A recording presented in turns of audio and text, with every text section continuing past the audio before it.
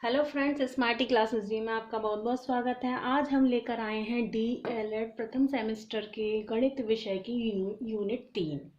क्या है यूनिट 3? भिन्न की संकल्पना तथा संक्रियाएं। तो इसमें हम आपको बताएंगे भिन्न क्या होती है, उसके कितने प्रकार होते हैं और उनका किस प्रकार उनको जोड़ा जा सकता है, घटाया जा सकता है, और जितनी भी उनकी संक्रियाएं होती हैं, यानी जो जो उनके साथ ऑपरेशंस लगाए जाते हैं, वो सब आपको बताया जाएगा। तो सबसे पहले बात करते हैं हम, भिन्न क्या होती है।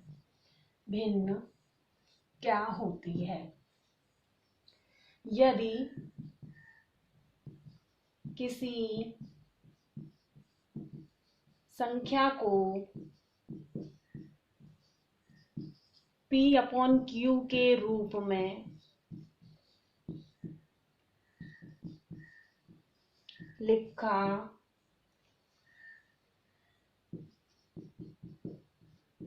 जाता है, उसे लिखा जाता है तथा Q बराबर नहीं है 0 के, तो ऐसी संख्या को भिन्न कहते हैं। यानी अगर किसी संख्या को हम P/Q के रूप में लिख सकते हैं, जहाँ पर जो नीचे वाला डिनोमिनेटर है यानी कि जो हर है वो 0 नहीं होना चाहिए, ऐसी संख्या को हम भिन्न कहते हैं। और या फिर हम ऐसे कह सकते हैं, इसको भिन्न बराबर होता है अंश बटे हर। यानी कि जो ऊपर वाली संख्या होती है उसको हम अंश कहते हैं और जो नीचे वाली संख्या होती है उसको हम हर कहते हैं। तो भिन्न बराबर हो गया अंश बटे हर। जैसे कोई भी संख्या ले ली हमने 5/7 या 2/4 ले लिया हमने, 6/7 ले लिया, ये भिन्न हो गई। ठीक है, अगर हम ये लेते हैं कि 6/0, ये भिन्न नहीं होगा। क्यों भिन्न नहीं होगा? क्योंकि इसके अपॉन में आ रहा है 0, और जबकि हमने परिभाषा में बताया है कि जो क्यूब है यानी कि जो हर है वो 0 नहीं होना चाहिए। भले ही 0 ऊपर हो सकता है, लेकिन 0 जो है नीचे नहीं होना चाहिए। क्यों नहीं? अगर 0 नीचे है तो ये हो जाएगा नॉट डिफाइंड। ये क्या बन जाएगा? ये नॉट डिफाइन हो जाएगा, इसलिए जो है 0 नीचे नहीं होना चाहिए। तो 6/0 यहाँ पर कोई भिन्न नहीं बनती, लेकिन 0/1 भिन्न होती है। ऐसे 0/7 कोई भी संख्या हमने ले ली जो P/Q की फॉर्म में है और Q 0 नहीं है, वो भिन्न कहलाती है। तो बात समझ में आ गई कि भिन्न क्या होती है। अब हम पढ़ते हैं भिन्न के प्रकार, कि भिन्न के क्या क्या प्रकार होते हैं। भिन्न के प्रकार, तो जो भिन्न होती हैं वो हमारे पास 3 प्रकार की होती हैं। कौन कौन से प्रकार की होती हैं? सबसे पहले हम बात करते हैं उचित भिन्न। उचित भिन्न को जो है हम कहते हैं प्रॉपर फ्रैक्शन। देखो, जो DLED के एग्जाम्स होते हैं वो हिंदी में आते हैं, इसलिए प्रैक्टिस यही बना लो कि सारी चीज़ आपको हिंदी में पता होनी चाहिए। अब उचित भिन्न क्या होता है? ऐसी भिन्न जिसका हर अंश से बड़ा हो। जिसका जो हर है यानी 2/7, ये उचित भिन्न है क्योंकि इसका जो हर है वो अंश से बड़ा है, 2 से बड़ा है 7। ऐसे हम 5/11 ले लिया तो 11 भी 5 से बड़ा है, जो हर है वो अंश से बड़ा है, तो इसलिए ये 5/11 कैसी भिन्न हुई? उचित भिन्न। दूसरी बात करते हैं हम अनुचित भिन्न की, इम्प्रॉपर फ्रैक्शन। अनुचित भिन्न, तो इसका जस्ट अपोजिट कर दो। इसमें हमने कहा था ऐसी भिन्न जिसका हर अंश से बड़ा हो, अब ऐसी भिन्न जिसका हर अंश से छोटा हो। ऐसी भिन्न जिसका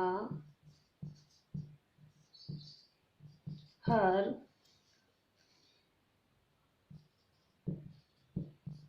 अंश से छोटा हो।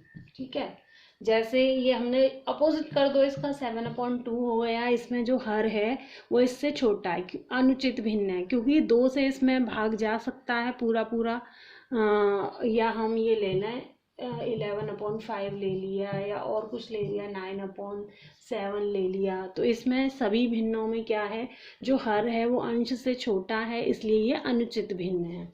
अब तीसरे प्रकार की भिन्न की बात करते हैं हम। तीसरे प्रकार की भिन्न है हमारे पास मिश्रित भिन्न, मिक्स्ड फ्रैक्शन इसको इंग्लिश में कहते हैं, मिश्रित भिन्न। तो मिश्रित भिन्न क्या है, वो अनुचित भिन्न का ही एक रूप होती है, जिसमें एक पूर्णांक तथा एक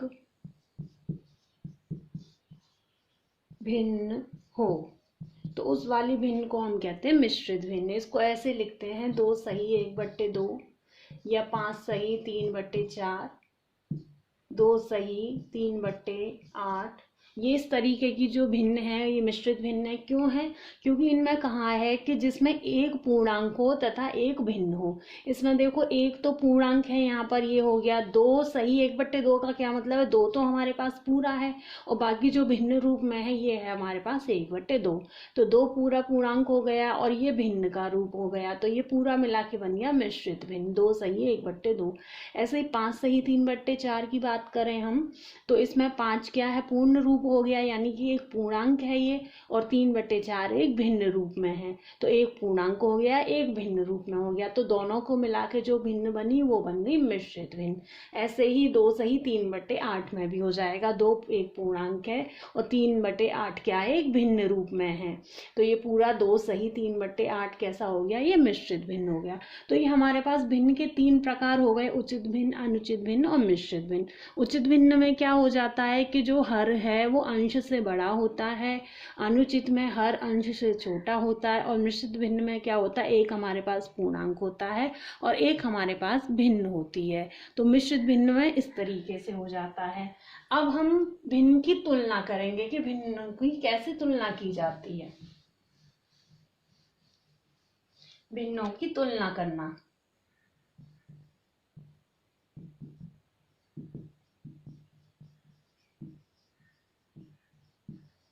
भिन्नों की तुलना करना, किस प्रकार भिन्नों की तुलना की जाती है। तो इसमें हमारे पास 2 कंडीशन होती हैं। एक तो जब हर समान हो, तुलना का मीन्स है कि हमें छोटा बड़ा बताना है कि कौन सी भिन्न छोटी है कौन सी बड़ी है, तो जब हर समान हो। और दूसरी कंडीशन होती है हमारे पास जब हर असमान हो। तो दोनों ही आपको करके बता देंगे। तो पहला हम लेते हैं, जैसे हमारे पास ये हो गया 3/4 और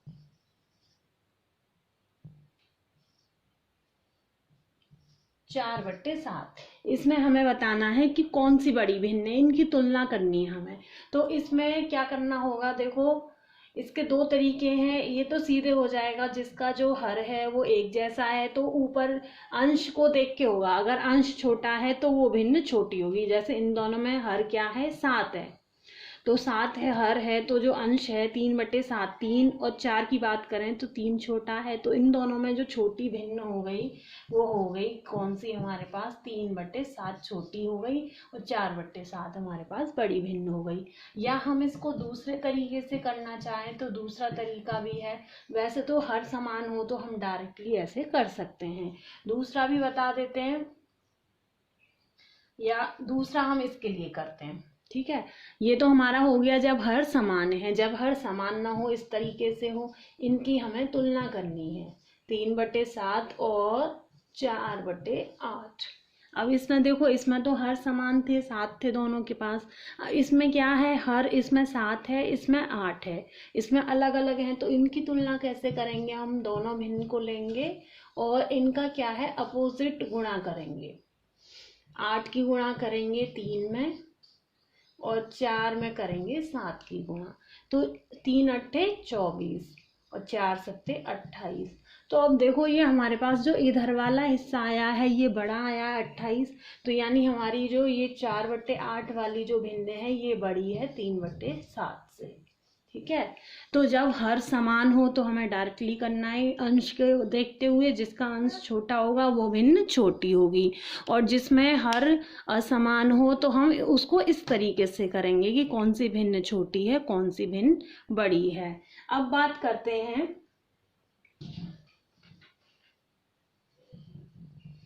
कि इस पर बेस्ड जो क्वेश्चन है वो किस तरीके से पूछे जाते हैं, उनको हम देखते हैं।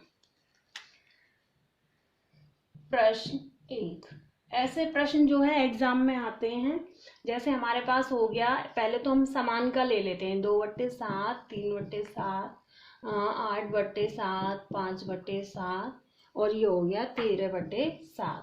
तो इन भिन्न को आरोही क्रम में लिखो, आरोही क्रम में लिखो। इनको हमें क्या करना है, इनको हमें आरोही क्रम में लिखना है। ठीक है, तो किस तरीके से करेंगे, इसमें हम डायरेक्टली लिख देंगे क्योंकि सभी का हर कैसा है, एक जैसा है। तो इसमें सबसे छोटी भिन्न कौन सी होगी, जिसका अंश सबसे छोटा है। तो इस वाली भिन्न का अंश जो है सबसे छोटा है, तो इसमें 2/7 जो है वो सबसे छोटी हो गई। पहले बता दें आरोही क्रम क्या होता है। आरोही क्रम होता है बढ़ता हुआ क्रम, बढ़ता हुआ क्रम। बढ़ता हुआ मीन्स पहले आपको सबसे छोटा लेना है, छोटे से बड़े की तरफ चलना है, छोटे से बड़े की तरफ। ठीक है, तो पहले सबसे छोटा लिया हमने, 2/7 हो गया। फिर उससे बड़ा क्या है इसमें, 3/7।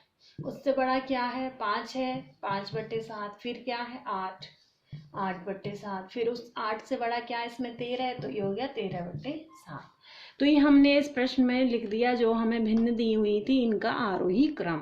ठीक है, अब प्रश्न 2 की तरफ चलते हैं। 5/4, 2/4, 7/2 को आरोही क्रम में लिखो।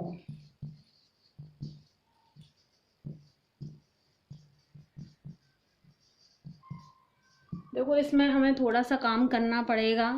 ये क्या है, सबसे पहले हमें इनका हर देखने हैं। हर क्या है हमारे पास, 2 के तो एक जैसे हैं, लेकिन इसका नहीं है, तो हमें सभी के हरों का क्या लेना होगा, एलसीएम, लस लेना पड़ेगा हमें, 4, 4 और 2 का।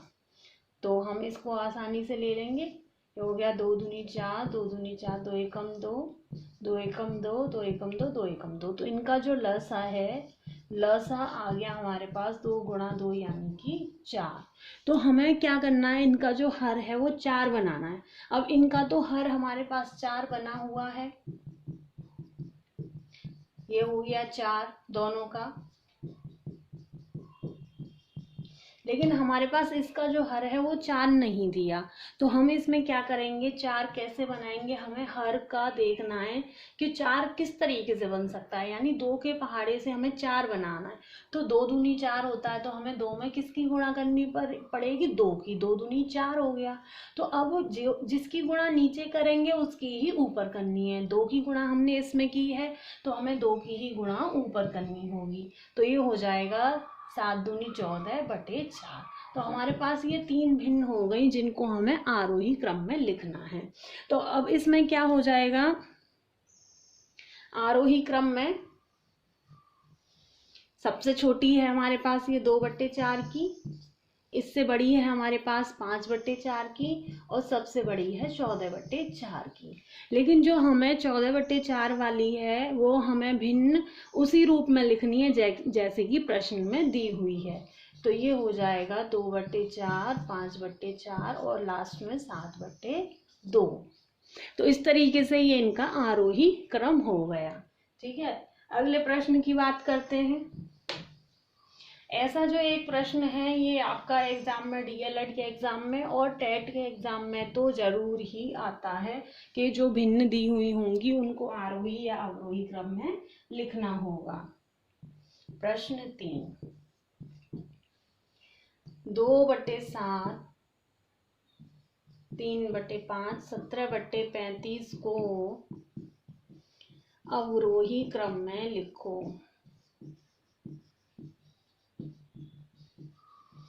तो पहले तो बात कर लें हम अवरोही क्रम की। तो अवरोही क्रम होता है बड़े से छोटा, बड़े से छोटा यानी घटता हुआ क्रम। तो इसको हम सॉल्व कैसे करेंगे, जब भी हमें अगर हर जो है अलग अलग दिए हैं तो हमें सभी हरों का लसा लेना पड़ेगा, 7, 5 और 35 का। तो ये हो जाएगा 5, 7 नहीं कटेगा 5 से, तो ये हो जाएगा 5 एकम 5, 5 सत्ते 35। अब दोनों ही 7 से कट रहे हैं तो ये हो गया 7 एकम 7। तो हमारे पास इनका लसा आ गया 5 गुणा 7 यानी कि 35। 35 हमारे पास इनका लसा आ गया। तो अब हम इनको कैसे करेंगे, हमें तीनों का जो हर है यानी डिनोमिनेटर है वो हमें 35 बनाना है।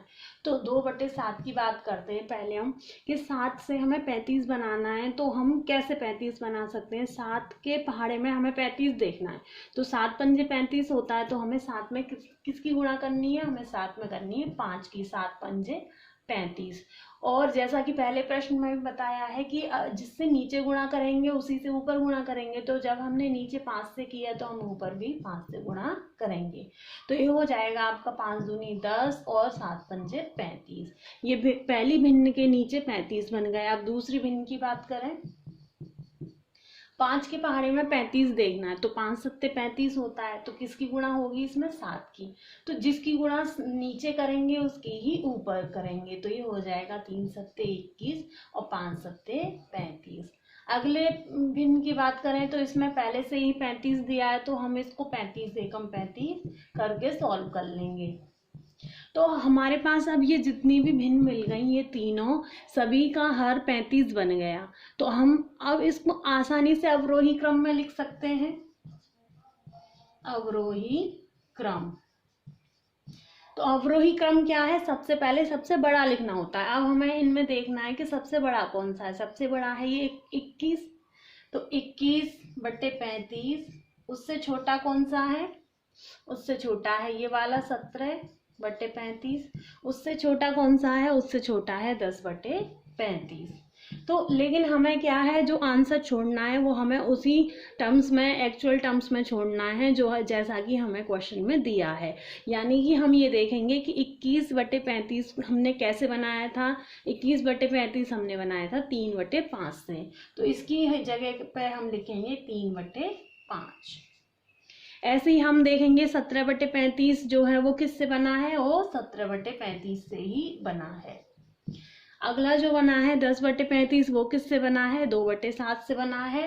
तो ये हमारे पास मिल गया जो प्रश्न में भिन्न दी थी उनका अवरोही क्रम। पहले सबसे बड़ा, फिर उससे छोटा, फिर सबसे छोटा। तो अवरोही क्रम हो जाता है बड़े से छोटा यानी घटता हुआ क्रम, और आरोही क्रम हो जाता है बढ़ता हुआ क्रम। तो इस तरीके से जो है भिन्न की जो तुलना की जाती है वो इस तरीके से की जाती है। भिन्न की तुलना पर जो प्रश्न आते हैं वो इस तरीके से आ जाते हैं। अगले वीडियो में हम आपको बताएंगे कि कैसे भिन्नों को जोड़ा जाता है और उनको घटाया जाता है, कैसे उनकी गुणा की जाती है। अगर आपको मेरी वीडियो अच्छी लगी हो तो लाइक करें, सब्सक्राइब करें। Thank you.